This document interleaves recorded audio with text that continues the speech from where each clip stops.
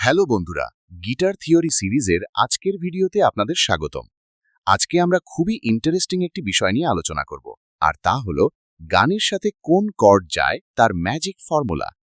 আপনারা স্ক্রিনে দেখতে পাচ্ছেন আমাদের আজকের টপিক, ডায়াটনিক হারমোনি এবং কর্ড ফ্যামিলিজের ভিজুয়াল গাইড।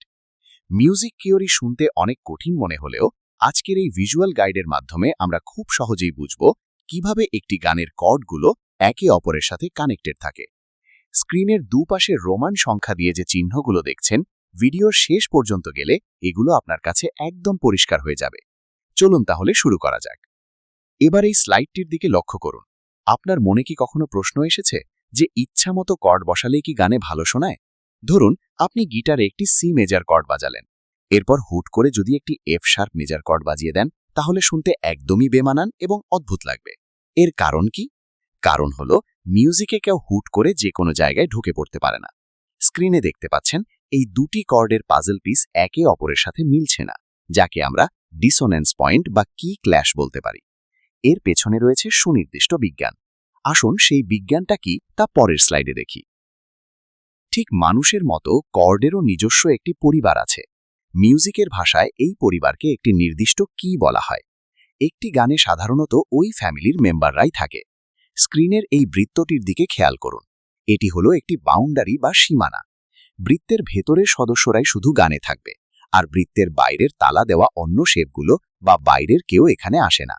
এই যে একটি নির্দিষ্ট সীমানার ভেতর নির্দিষ্ট কিছু কর্ডের বসবাস এবং তাদের মিলেমিশে থাকা, এই নিয়মটিকেই মিউজিক থিওরিতে বলা হয় ডায়াটনিক হারমোনি। এই হারমোনি মেনে চললেই গান শুনতে সুমধুর হয়। এবার চলুন এই ফ্যামিলি মেম্বারদের সাথে একটু পরিচিত হই। উদাহরণস্বরূপ ধরুন আমাদের গানটি সি মেজার স্কেলে তৈরি। এই স্কেলে মোট 7টি নোট আছে, C, D, E, F, G, এ এবং বি।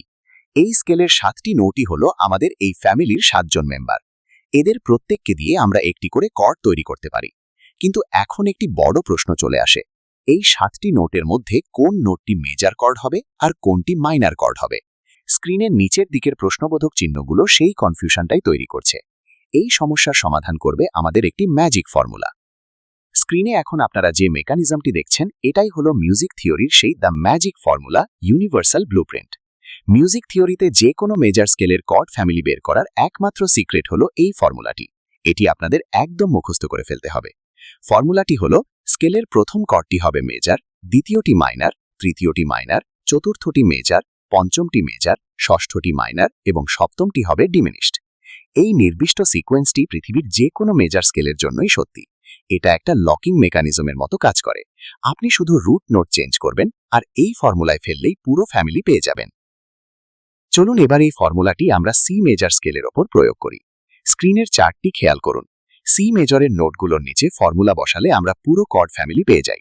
সি হলো মেজার, ডি হলো মাইনার, ই হলো মাইনার, এফ মেজার, জি মেজার, এ মাইনার এবং বি হলো ডিমিনিশড। এখন একটা মজার ব্যাপার শুনুন।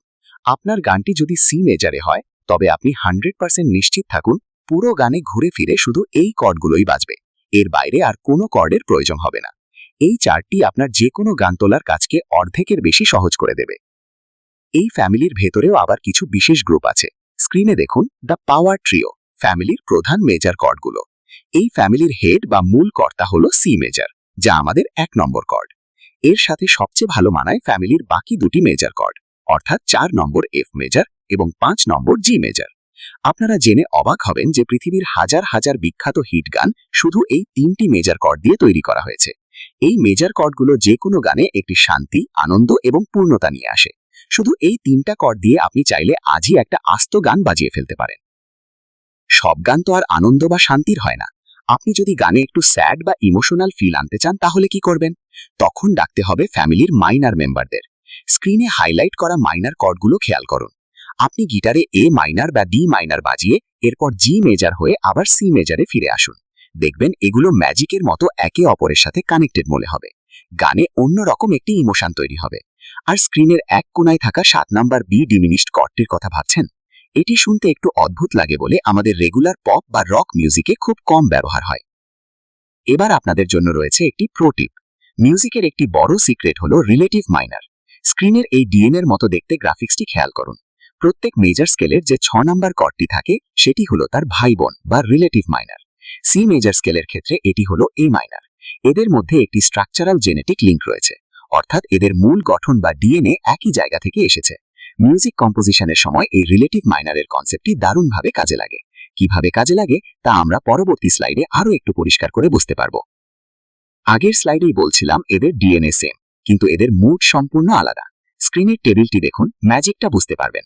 সি মেজর এবং এ মাইনর দুজনের স্কেলের নোট একদম same, C D E F G A B, শুধু শুরুর জায়গাটা আলাদা। আপনি যখন গিটারে সি এর বদলে রুট হিসাবে এ মাইনর থেকে বাজানো শুরু করবেন, তখন ম্যাজিকের মতো পুরো গানের মুডটাই স্যাড বা ইমোশনাল হয়ে যাবে। টেবিলটিতে পরিষ্কার দেখা যাচ্ছে সি মেজর কি এর মুড হলো হ্যাপি বা পিসফুল, অন্যদিকে এ মাইনর কি এর মুড হলো স্যাড বা ইমোশনাল, অথচ নোট কিন্তু সেই একই ব্যবহার হচ্ছে। ভিডিওর এই পর্যায়ে আপনাদের জন্য একটি হোমওয়ার্ক আছে। স্ক্রিনে আপনারা জি মেজর স্কেলের নোটগুলো দেখতে পাচ্ছেন, জি, এ, বি, সি, ডি, ই এবং এফ শার্প। এবার আপনার পালা।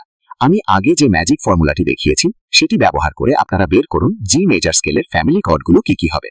খাতায় ফর্মুলাটি লিখুন এবং নোটগুলোর নিচে মেজর বা মাইনর বসিয়ে কর্ডগুলো গিটারে বাজিয়ে দেখুন। দেখবেন আপনি নিজেই একটি নতুন ফ্যামিলি তৈরি করে ফেলেছেন। আপনার উত্তরটি অবশ্যই নিচে কমেন্ট করে আমাকে জানাবেন। আমি চেক করে দেখব আপনার ফ্যামিলি মেম্বাররা ঠিক আছে কিনা। আজকের এই গাইড থেকে আমরা কর্ড ফ্যামিলি তো চিনলাম, কিন্তু স্ক্রিনের এই পাজল পিসগুলোর মতো এই কর্ডগুলোকে কোন সিরিয়ালে বা ক্রমানুসারে সাজালে একটি হিট গান তৈরি হয়? এর উত্তর হলো কর্ড প্রোগ্রেশন। পরবর্তী ধাপে বা আমাদের নেক্সট ভিডিওতে আমরা শিখব এই কর্ড প্রোগ্রেশন সম্পর্কে। সেই ভিডিওটি সবার আগে পেতে স্ক্রিনে দেখানো সাবস্ক্রাইব বাটনটিতে ক্লিক করে বেল আইকনটি বাজিয়ে দিন। আজকের হোমওয়ার্কটি কমপ্লিট করুন আর নতুন শেখা এই থিওরিটি গিটারে বাজিয়ে কিপ প্র্যাকটিসিং। দেখা হবে পরবর্তী লেসনে। ভালো থাকবেন সবাই।